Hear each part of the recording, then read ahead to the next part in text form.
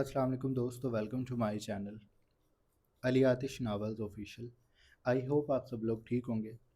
आवाज़ ना निकले सिसकियों की अर्ज़ कलम अली आतिश, किस्त 220 पार्ट 3। वो लोग तवील मुसाफत के बाद वहाँ पहुँचे थे जहाँ का शायान ने नमल को बताया था। वो जगह शायान वगैरह की ज़ाती जगह थी जहाँ उनका प्राइवेट जेट लैंड होना था। रात की तैरगी आसमान पर फैलती थी। सितारे खामोशी से उस कच्चे ग्राउंड के किनारे पे रुकती गाड़ी को देख रहे थे। नमल मबहूत सी सामने विंड स्क्रीन से देख रही थी जहां सफ़ेद प्राइवेट जेट खड़ा था। उसके गिर्द गार्ड्स थे और पायलट अपनी टोपी को बगल में दबाए खड़ा था। शायान ने गाड़ी रोककर नमल की जानिब देखा जो बिल्कुल साकित थी।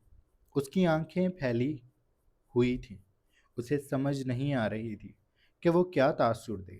शायान ने आहिस्तगी से उसके घुटने पे हाथ रखा तो नमल ने चौंक कर उसे देखा था। उसका चौंकना मासूमाना था। वो पूरे रास्ते खुद को एक बात समझाती रही थी कि वो शायान को कोई भी ऐसा तासुर नहीं देगी जिससे वो नदीदी लगे, कि जैसे उसने ऐसी चीज़ें पहले कभी देखी ही नहीं, जबकि ये हकीकत थी। लेकिन वो फिर भी शायान के सामने ये सब जाहिर नहीं करना चाहती थी। उसने पूरी कोशिश की लेकिन वो हार गई। अब शायान के घुटने पे हाथ रखने के बाद उसने शायान की जानिब देखा और बेसाख्ता निहायत आहिस्ता मुताजब और इस्तजाब में डूबी आवाज़ से कहा, मुझे यकीन नहीं आ रहा कि ये कोई ख्वाब है। शायान उसकी बात पे धीरे से मुस्कुराया। उसने अपना हाथ नमल के गाल पर रखा। वो उसके चेहरे के करीब हुआ। अपने माथे को उसके माथे से जोड़कर वो उसकी हैरान आंखों में मोहब्बत पाश निगाहों से झांकते हुए गंभीर आवाज में गोया हुआ, ये कोई ख्वाब नहीं है, ये हकीकत है। उसने कहकर नमल के माथे को चूम लिया था। नमल ने आहिस्ता से आंखों को मूंद लिया। वो लोग लीज़ा को रुखसत करके आए थे। लीज़ा डॉक्टर्स के नरगे में जहाज से अमेरिका जा रही थी, जहां डॉक्टर्स उसका ध्यान रखेंगे। नमल दिया वगैरह से मिल चुकी थी, अलबत्ता रिधम के पास जाने का वक्त नहीं था, इसीलिए उसने उसे कॉल कर ली थी। वो नमल के लिए बेहद खुश थी और अब वो शायान के साथ गाड़ी से निकलकर प्राइवेट जेट की जानिब बढ़ रही थी, जिसके गिर्द खड़े गार्ड्स उन्हें आता देखते फौरन मुअद्दब अंदाज में सर को खम देकर सलाम करने लगे। वो आगे बढ़ आए। उन्होंने गाड़ी से सामान वगैरह निकाला। शायान ने पायलट से हाथ मिलाया और फिर वो दोनों सीढ़ियों की जानिब बढ़ गए। नमल का दिल हर स्टेप के साथ सीने में उछल रहा था। वो अजीब सी कैफियत का शिकार हो रही थी और जब वो जेट के अंदर दाखिल हुई तो एक बार फिर साकित रह गई। वो अंदर से इस कदर खूबसूरत था कि नमल बयान नहीं कर सकती थी। वो एक एक चीज़ को ना चाहते हुए भी इन्हेमाक से देख रही थी। ये सब उसके कंट्रोल से बाहर था। शायान उसे लेकर लाउंज नुमा जगह पर आ गया था। उससे आगे एक दरवाज़ा खुलता था जिसकी जानिब इशारा करके उसने कहा था कि वो बेडरूम है। अगर नमल चाहे तो वहाँ जाकर फ्रेश हो सकती है।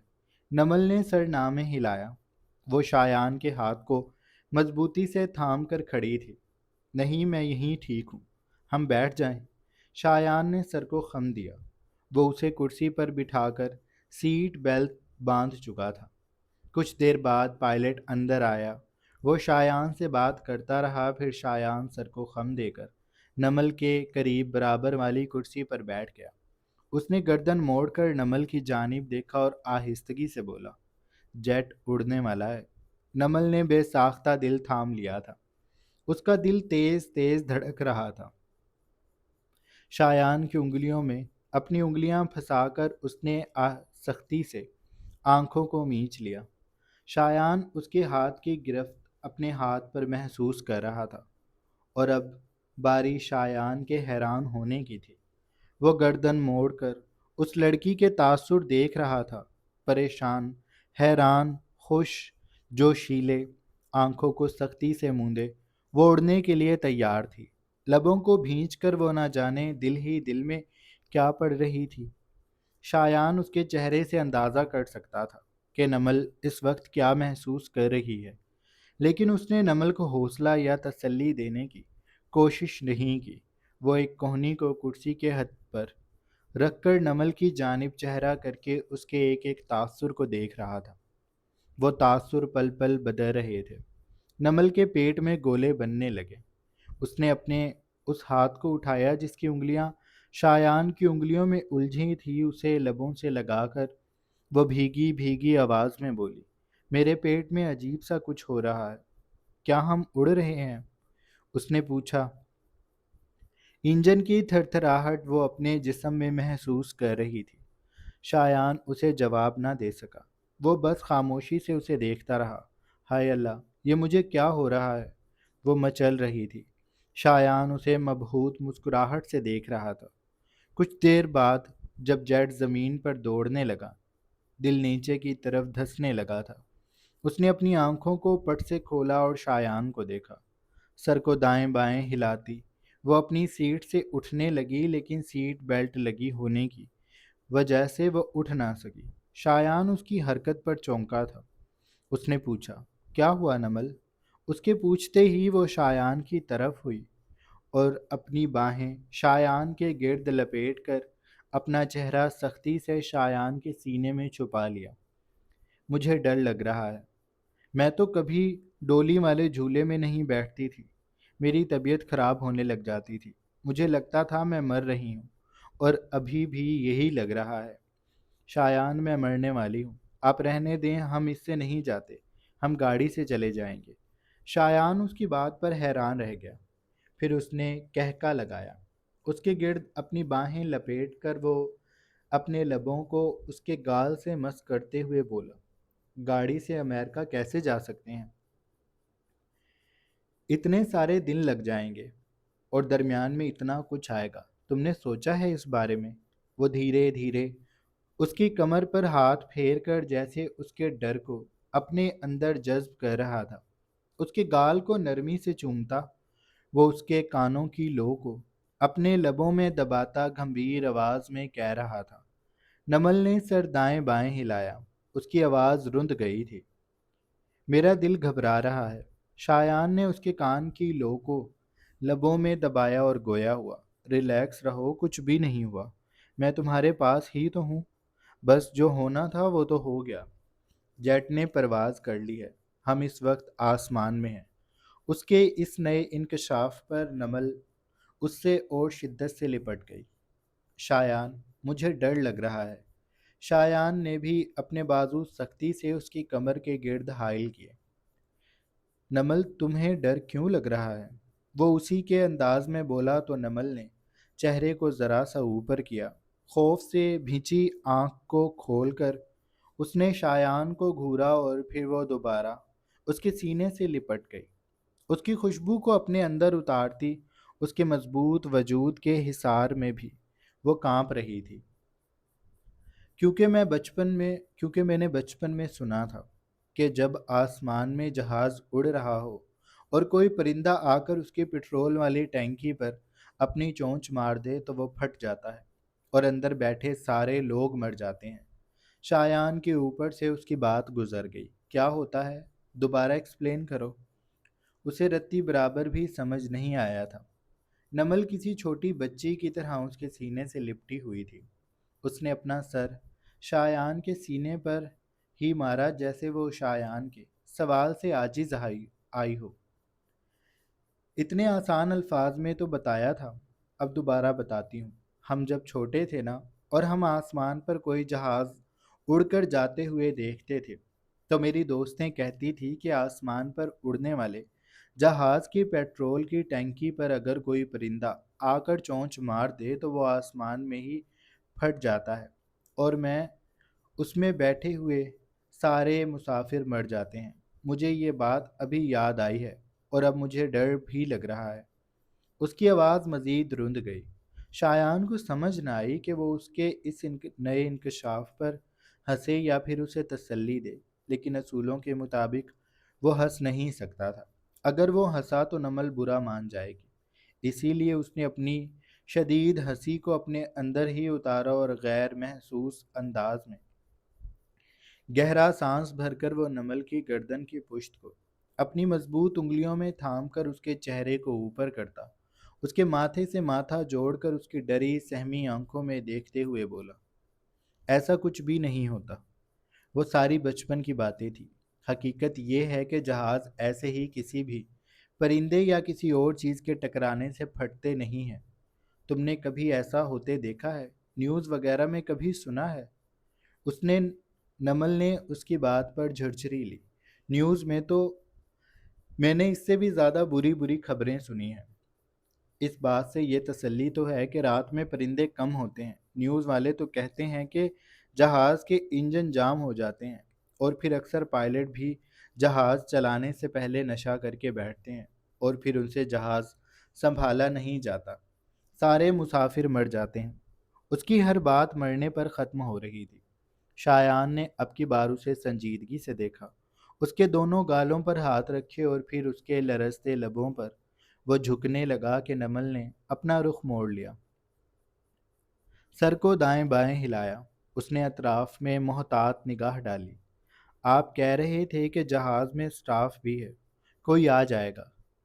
وہ خود اتنی دیر سے جب شایان سے چپکی ہوئی تھی تب اسے کوئی فرق نہیں پڑتا تھا، اور اب جب شایان جیسے ہی اس کے قریب آنے لگا تو اسے لوگوں کا ڈر ستانے لگا تھا۔ شایان کی آنکھوں میں ناراضگی بھر گئی۔ وہ لوگ یہاں تب آئیں گے جب میں انہیں بلاؤں گا، ابھی یہاں تمہارے اور میرے علاوہ کوئی بھی نہیں ہے۔ اس نے اپنے ایک ایک لفظ پر زور دیا۔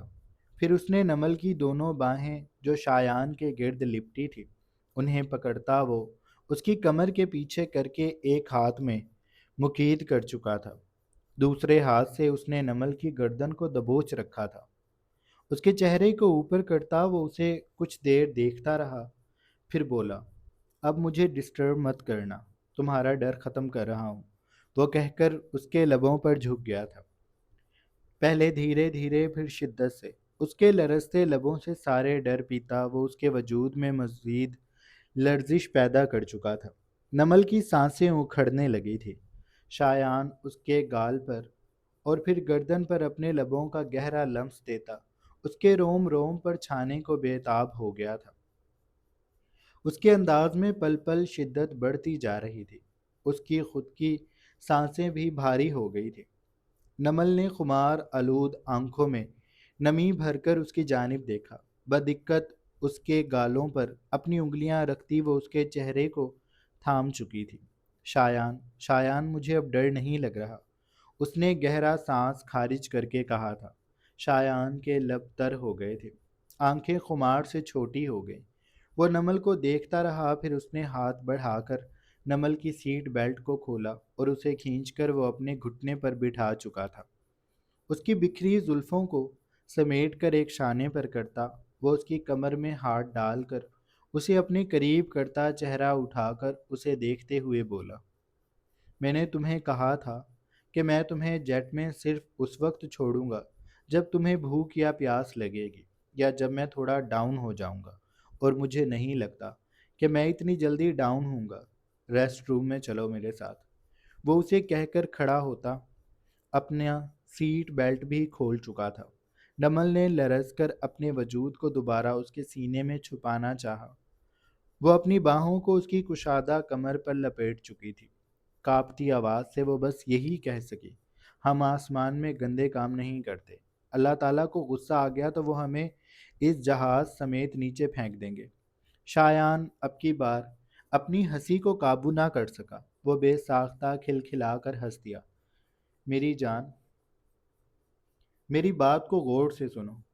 اس نے نمل کے دونوں گالوں پر اپنے بھاری ہاتھ رکھے اور اس کے لبوں کو دوبارہ سے نرمی سے چوم کر وہ بولا، پہلی بات تو یہ کہ ہم جیٹ میں ہیں، دوسری بات تم اپنے شوہر کے ساتھ ہو، اور تیسری بات ہم جو بھی کریں گے وہ سب جائز ہے، کوئی گناہ نہیں ہے۔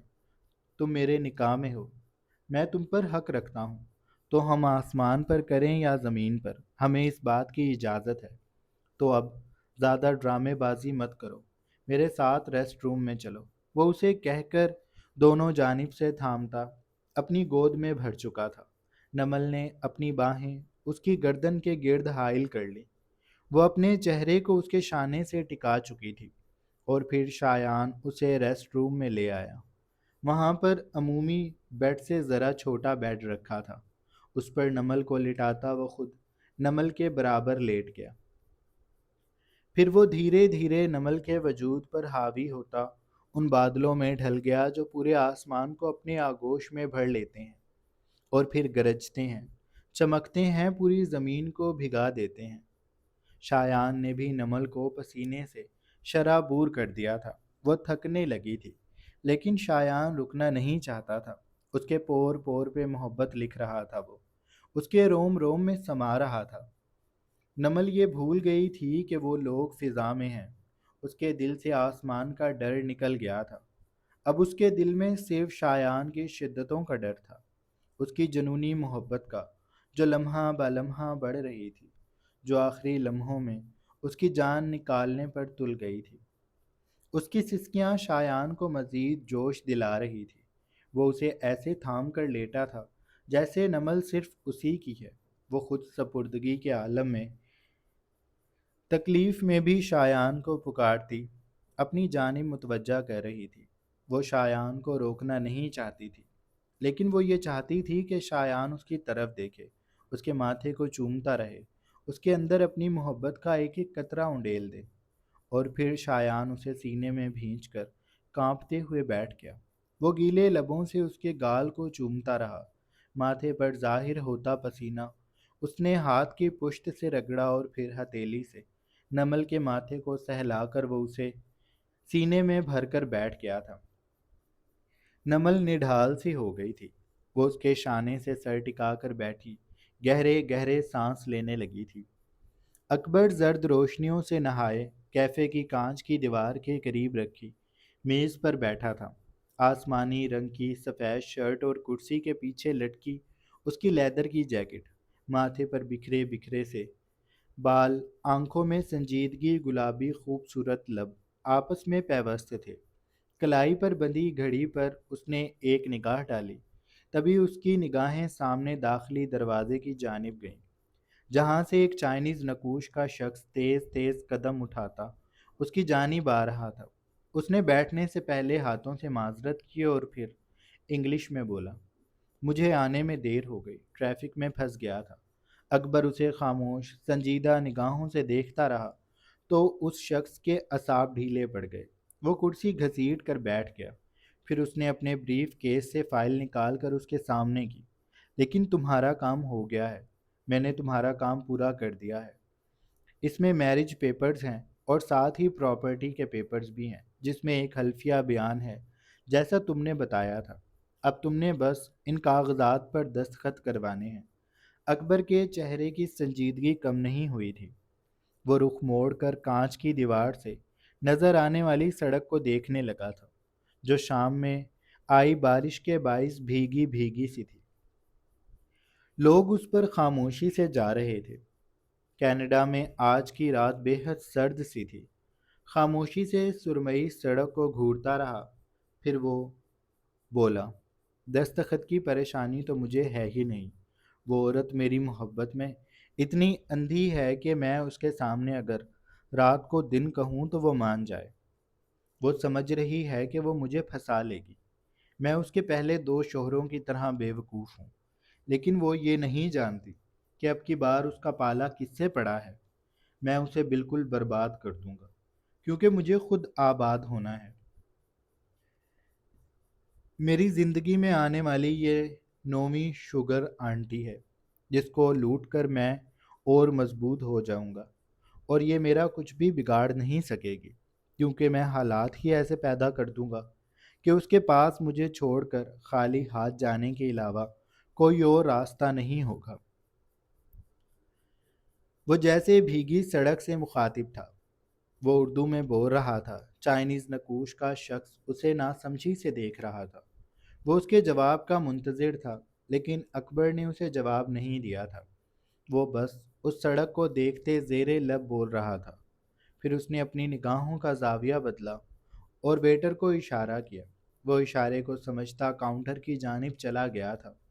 میں نے تمہارے لیے کافی منگوائی ہے، کیپچینو، اس نے کہہ کر فائل کو اٹھا لیا تھا۔ اسے رول کر کے اپنی جیکٹ کی جیب میں اٹکا کر وہ اپنا موبائل نکال چکا تھا۔ چائنیز نقوش کے شخص نے دھیرے سے شانے اچکائے تھے۔ اسے فری میں سب کچھ قبول ہے۔ وہ اسد کو سمجھا چکی تھی کہ وہ کیا کرنے جا رہی ہے۔ اسد اس کا چہرہ ہونکوں کی مانند دیکھنے لگا۔ تمہارا دماغ خراب ہو گیا ہے، وہ گرایا تھا۔ چاہے موت قریب تھی، لیکن وہ ٹینا کو یہ سب کبھی نہیں کرنے دے گا۔ وہ ایسے کیسے جا سکتا ہے؟ اور اگر ٹینا پھنس گئی تو کیا وہ لوگ مجھے یا تمہیں مار دیں گے؟ ٹینا عجیب سے انداز میں ہنسی، پھر وہ اسد کے سامنے آ کر کھڑی ہو گئی۔ یہ لوگ ہمیں ویسے بھی مار ہی دیں گے، لیکن جیسے میں کرنے جا رہی ہوں اس سے تم لازمی بچ جاؤ گے۔ اسد نے سر نہ ہلایا۔ لیکن میں ایسا نہیں کر سکتا، تم میری بات کو سمجھو۔ ٹینا نے اس کے ہاتھ کو تھاما۔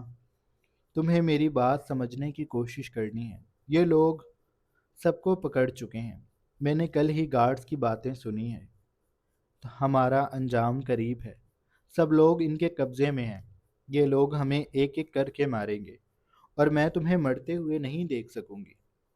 میں چاہتی ہوں تم نئی زندگی شروع کرو، اپنی ماں سے ملو۔ میرا اس دنیا میں کوئی نہیں ہے، اسی لیے میں مر بھی گئی تو بھی کسی کو فرق نہیں پڑے گا۔ لیکن تمہاری ماں زندہ ہے، وہ تمہیں یاد کرتی ہوگی، تم جیسے آج انہیں یاد کر رہے ہو۔ اسی لیے تم یہاں سے چلے جاؤ۔ اسد میں سب سنبھال لوں گی۔ اس وقت ڈیوٹی پہ ایک ہی گارڈ ہے، اور تم جانتے ہو اس کی نظریں مجھ پہ کیسی ہیں۔ اور مجھے تو ایک طرف کرو، اگر اسے اس وقت تم بھی مل جاؤ تو وہ فارغ ہونے کے لیے تمہارا بھی سہارا لے لے۔ اسے اپنا بوجھ اتارنا ہے۔ وہ کئی راتوں سے یہاں پہرا دے رہا ہے۔ اس کا گھر دوسرے شہر میں ہے۔ پہلے وہ شاید اپنے بوجھ کو کہیں اتار لیا کرتا تھا، لیکن اب اس کے پاس کوئی راستہ نہیں ہے، اور جو راستہ وہ استعمال کرتا ہے اس سے اب اسے مزہ نہیں آ رہا۔ اس کا چہرہ بتاتا ہے اسے کسی دوسرے کے ساتھ کی ضرورت ہے۔ تو میں یہ کام کروں گی۔ جب وہ بالکل بہک جائے گا تم یہاں سے بھاگ جانا۔ اگر وہ اٹھا اور تم تک آنے کی کوشش بھی کی تب بھی تمہارے پاس اتنا وقت ہوگا کہ تم بہت دور نکل جاؤ گے۔ میں تمہیں ایک ایڈریس دے رہی ہوں، وہاں میرا ایک جاننے والا ہے۔ اگر تم اس تک پہنچ گئے تو وہ باقی خود سنبھال لے گا۔ وہ تمہیں کچھ بھی کر کے فی الحال کے لیے اس ملک سے نکال دے گا، اور ایک بار تم اس ملک سے چلے گئے تو ان کے لیے تمہیں تلاش کرنا ایک بار پھر مشکل ہو جائے گا۔ وہ اسے ساری بات سمجھا رہی تھی۔ اسد کا دل کانپ رہا تھا، اور پھر ٹینا کا پلان اسے پسند نہیں تھا۔ ہم یہاں سے ساتھ نکلیں گے۔ ٹینا نے اس کے گال پہ ہاتھ رکھا۔ ایسا ممکن نہیں ہے۔ اسد کچھ دیر اس کا چہرہ دیکھتا رہا، پھر اس نے پراسرار لہجے میں جواب دیا، ممکن ہے، اب تم میری بات سنو۔ اس نے کہہ کر اپنے لبوں کو ٹینا کے کان کے قریب کر دیا تھا۔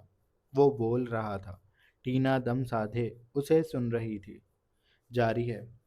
سو جناب، یہ تھی ہماری آج کے ایپیسوڈ۔ آئی ہوپ آپ لوگوں کو اچھی لگی ہوگی۔ اگر آپ کو قسط اچھی لگی ہے تو آپ چینل کو لازمی سبسکرائب کر لیں، بیل آئیکن کے بٹن کو بھی پریس کر لیں تاکہ نئے آنے والی ویڈیوز آپ لوگوں کو بآسانی ملتی رہیں۔ اپنا ڈھیر سارا خیال رکھیے گا۔ بہت جلد ایک نئی قسط کے ساتھ حاضر ہوں گے۔ اللہ حافظ۔